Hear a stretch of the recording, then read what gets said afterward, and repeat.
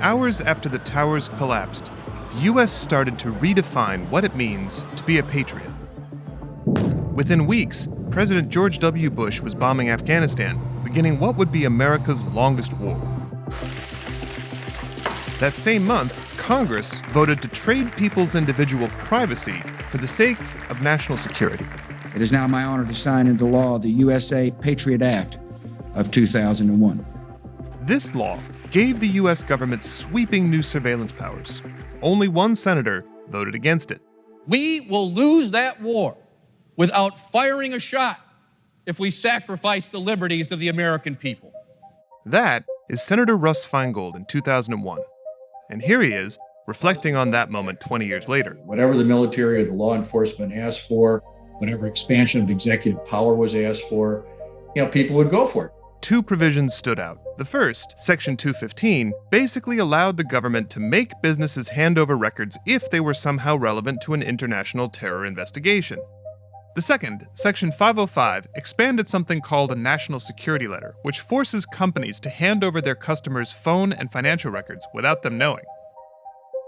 I think there was a lot of political pressure to try to show that we were doing something to address the high level of insecurity that the American people felt.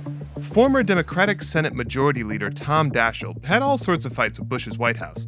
But after 9/11, he wasn't about to say no on national security. It was the overwhelming view of the American people.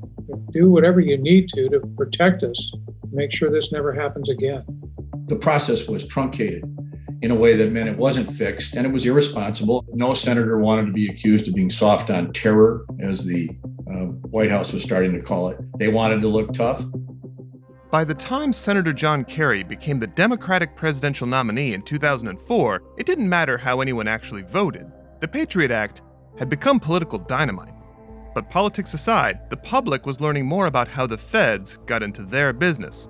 And that was, in no small part, thanks to one group that nobody wants to mess with: librarians. All the librarians in the country were saying, wait a minute, this Section 215 has allowed the government to go in and simply demand in a secret court that the library records, medical records, business records of somebody, be released. 4 librarians from Connecticut even sued the government over the National Security Letter's gag rule. Of course, the concerns didn't stop with library cards. The National Security Agency was also secretly wiretapping phones, which raised a red flag for some senators who voted yes in the first place. The serious bad parts of this bill are made unacceptable because we currently have an administration that does not believe in checks and balances. But a new administration only brought more snooping. Under the Obama administration, the NSA collected tens of millions of phone records in the name of counterterrorism and argued it was legal, thanks to Section 215. Only a federal agency in 2014 found that there was no instance of Section 215 actually stopping a terrorist plot. I was worried about it, but I didn't really know exactly how these authorities might be used against protesters. People that might want to protest a pipeline, people that are Muslims who are, in their mosque wanting to pray. The truth is that these Patriot Act authorities were often used for things that had nothing to do with terrorists.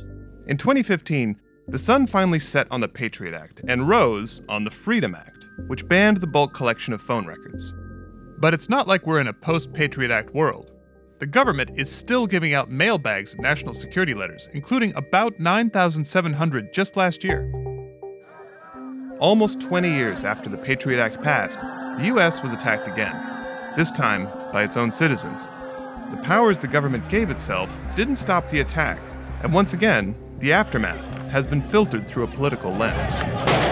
We have stopped terrorist attacks around the world, and we've given up a lot of these liberties to the executive branch, and that hasn't worked very well. What sadly happens, it appears, both on 2001 and January 6th, is people sort of try to say the right thing for a few minutes. And the problem is, once they conclude that their political interests lie in a certain way, that's when the lying starts.